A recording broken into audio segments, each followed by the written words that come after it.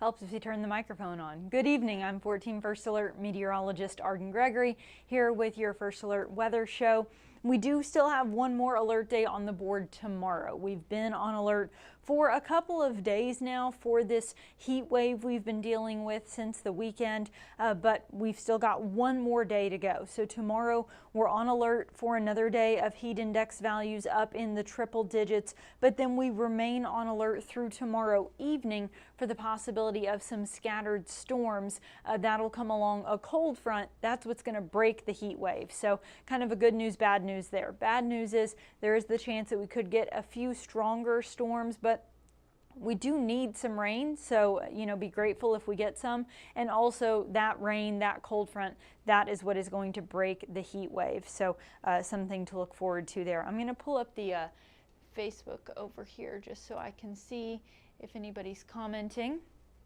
Laura Gray watching from Dawson Springs, always appreciate you. And Jeff Miller hoping for some rain. I think anybody trying to keep their grass green right now is hoping for some rain. It has been very dry out there. We've had isolated showers, but no widespread rain. It does seem like for all of us, this is the best chance we've had in a while to get some rain tomorrow evening. The heat is the more widespread threat, though. I'm not convinced everyone will even see rain tomorrow. I'm certainly not convinced everyone will see stronger thunderstorms, but everyone will get in on the heat. There are heat alerts stretching from Illinois all the way back through Oklahoma and Texas, down and around through Mississippi and Alabama.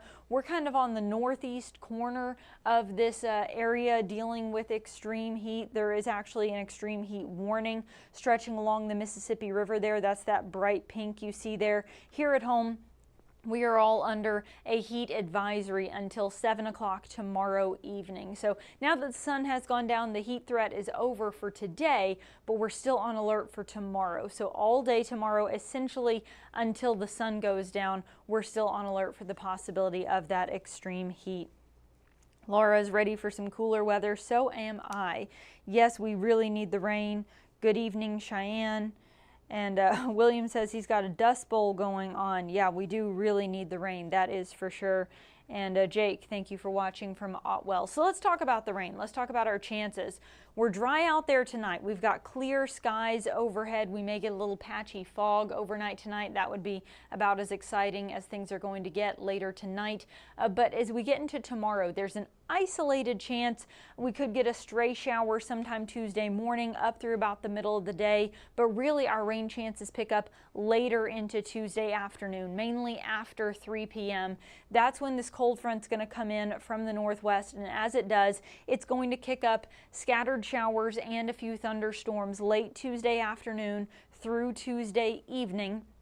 And then that rain hangs around into the first part of Tuesday night before tapering off as we go through the overnight hours. And then that's really it. That's our best shot at getting rain. It's from about 3 to 10 p.m. on Tuesday is our best chance at getting rain across the tri-state. On Wednesday, there will still be some clouds hanging around, and I wouldn't rule out a stray shower popping up mainly in western Kentucky, but it's really trending mainly dry on Wednesday, and the clouds and any rain we do see will then clear out Wednesday night, and it'll be mostly sunny then moving forward. So this is kind of our one shot at getting some rain. Any chance of thunderstorms is off to our northwest tonight, but as that cold front dips farther to the south, we do see that risk of thunderstorms spreading our way on Tuesday. You'll notice the entire tri-state outlooked in that green color there. That's a level 1 out of 5 risk for severe storms. So an isolated, strong to maybe even severe storm certainly possible tomorrow afternoon and evening. We're not expecting widespread severe weather though, and I want to show you the individual risks. You'll notice we are not outlooked for hail or tornadoes. We are at a level 1 risk for flooding and a level 1 risk for wind. So the main concern here is that these storms may have downpours that would produce, some very heavy rain over a small area and result in some isolated, localized flooding issues. And also the possibility that some of these storms could have downburst winds. So you could have this kind of burst of strong winds that as it hits, it kind of fans out, and you could end up with certain areas that deal with some isolated damaging winds. So again, I don't think that's going to be a widespread issue in either situation, but as these storms are rolling through tomorrow afternoon and evening, you do need to be aware that some very heavy rain and some strong winds may be possible within some of them. Again, widespread severe weather is not expected, but those are the two things we'll be looking for as these storms are rolling through. Hello, Bonnie in Madisonville. Shannon, Friday night's weather is looking pretty good. We'll get to that in just a minute. Good evening, Sergeant. Hello, Brandon from Providence. No, Skylar. Skylar's asking about the humidity. The humidity is going to improve, and I'll show you that in just a second. First, let's talk temperatures. It got up there today. We topped out in the mid-90s this afternoon, and the heat index was well into the triple digits. Obviously, now that the sun has gone down, we've started to cool things off again. Temperatures are in the 80s across most of our region right now. It's 82 in Evansville, 85 in Owensboro, and those temperatures will keep dropping back out of the 80s and through the 70s overnight tonight, eventually bottoming out in the low to mid 70s by early tomorrow morning. So first thing in the morning, right around sunrise, as you're stepping out the door, heading off to school and work, temperatures will be in the mid 70s. We'll have clear, calm conditions. We may have some areas of patchy fog. That's pretty common this time of year. I don't think it'll be a widespread issue, but again, something to just be aware of. Once the sun gets overhead, though, any fog we have will burn away pretty quickly. There are some very isolated rain chances earlier in the day as we have kind of a mix of sun and clouds, but really up until about 3 p.m. the focus will be on the heat. Our temperatures will climb into the mid-90s again tomorrow afternoon. Then after 3 p.m. that's when we see those rain chances really ramping up, and as scattered showers and storms work their way through the tri-state, those temperatures start to trend down, and you'll notice our wind direction changing as well as that cooler, drier air starts to filter into the tri-state. But prior to that, the whole first half of the day, the emphasis is still on the heat. Those mid-90s, when you factor in the humidity, the heat index is probably going to peak somewhere around 106. That is dangerously hot. So we are looking at another just miserably hot and humid and dangerously hot and humid day out there. Then once the storms start to roll in, we start to cool things off, and the heat and the humidity greatly improve then moving forward. So for those of you wondering when we're going to get a break from the heat, take a look at this 7-day forecast. It gets better. Tomorrow we're still up in the mid-90s.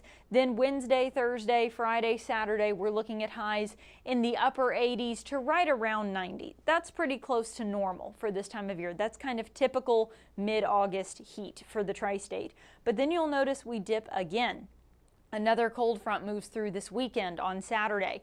I'm not convinced that one's going to bring us any rain. It will bring us a few clouds, and we could get a stray shower, but really it looks like this will be a pretty dry front over the weekend. What it will do is it'll bring in another round of cooler, drier air. So we drop once back into the upper 80s to low 90s, back to average, but then we drop again and those temperatures dip below average with highs in the low 80s to start next week, which sounds really refreshing. We had a little taste of that at the beginning of August, but then we've been in 90s for most of the month. And somebody was asking about the humidity. That improves too. It has been really muggy out there for this past week or so, and it's going to be stifling out there again tomorrow. Just miserably muggy, just almost that air you can wear kind of feel.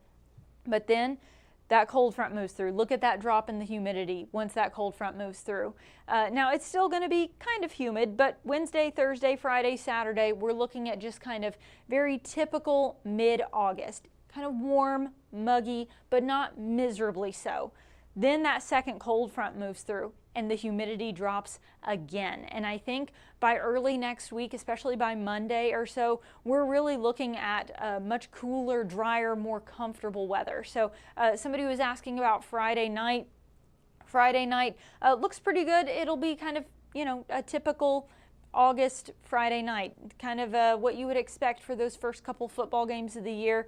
It's definitely not going to be, sweatshirt weather yet. It's going to be warm and muggy, but otherwise, tolerable. It's not going to be unreasonably hot. Even at the beginning of the games, it'll still be warm, but not miserable like it has been the past couple of days. By early next week, though, we're talking about lows in the upper 50s. Yeah, dipping into the 50s, highs in the low 80s. That sounds, almost refreshing. It's interesting how your perspective on temperatures changes throughout the year, because if we were, sitting in March, 80s would sound like an absolute heat wave. That sounds just stifling, right? But now, after an extremely hot July and what has so far been a very hot August, low 80s sounds downright refreshing, doesn't it? All right. Somebody asking where Jeff Lyons is. He's been on vacation. He will return soon. I'm just filling in for a little while. Good evening, Ricky. Cheyenne, hoping the cooler temperatures stick around. I hope so too. And we have had some very warm weather so far this summer. For those of you wondering if the cooler weather will stick around, though, I do have at least a glimpse at the extended outlook. So this is going from, we've got up through next Monday, right? So let's look a little bit farther, shall we? So this is from Tuesday, August 26th, up through September 1st. So we're looking at the end of the month now. We do see a general trend toward below average temperatures. So we see that dip to below average with highs in the low 80s starting next Monday. And it seems that the general trend is that our below average temperatures will kind of stick with us then through the last few days of August and into the start of September. The precipitation trend shows just kind of average precipitation, but you have to keep in mind, especially as we start to trend into fall, get towards September, these are some of our drier months of the year. So typical precipitation is still not much precipitation. So something to keep an eye on there. It may be dry around here for quite a while. For those of you curious about Erin, I do want to give a quick tropical update here. Hurricane Erin sitting at a Category 4 storm with winds of 130 miles an hour. And this is a large storm. I mean, oftentimes you just look at the map and we have the little, marker there for the middle of the storm. But this is a large storm. I mean, the clouds and the rain from this stretching well into parts of the Caribbean there. So that's part of why you see some of these warnings along the coast, is that as this moves northward, it is expected to weaken back out to a 3, then a 2, then a 1 by the weekend.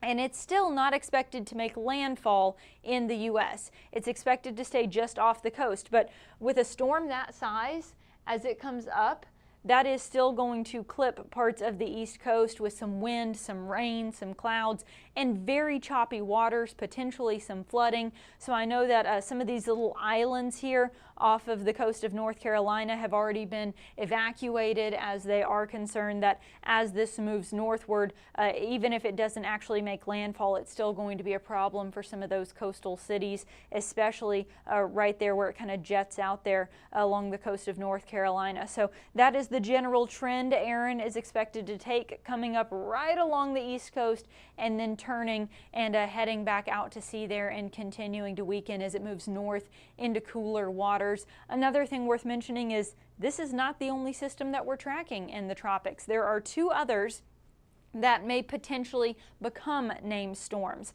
We've got this one here in the orange as it moves westward over the next few days. It has a 60% chance of eventually turning into a named storm. Then we've got this other one, this yellow bit here that's just now starting to come off the coast of Africa.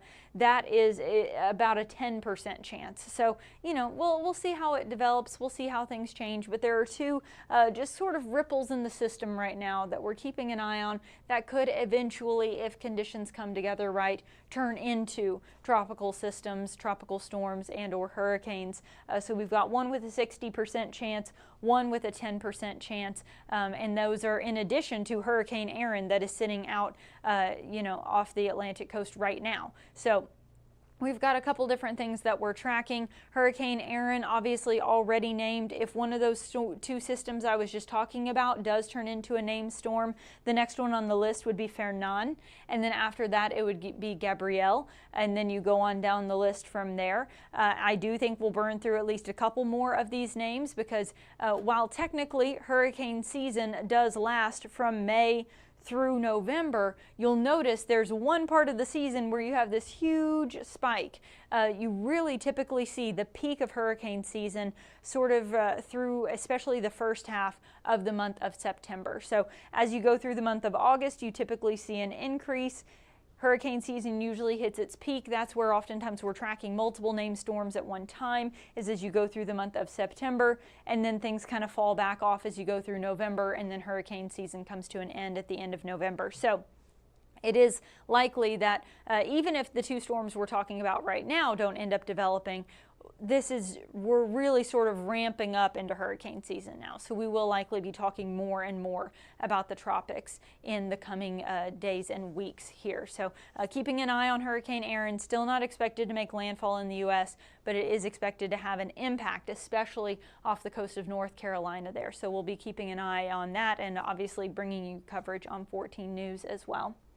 So tomorrow here at home, alert day, first alert weather day, Tuesday, for the heat, as it is going to be another hot and humid one with highs in the mid-90s, heat index in the triple digits, but then we stay on alert through the evening even as that heat threat comes to an end, because then we've got that chance of thunderstorms mainly from about 3 to 10 or 11 p.m. So late afternoon through the evening on Tuesday, that's when that cold front's going to come through, bring us that chance of thunderstorms with heavy rain and strong winds.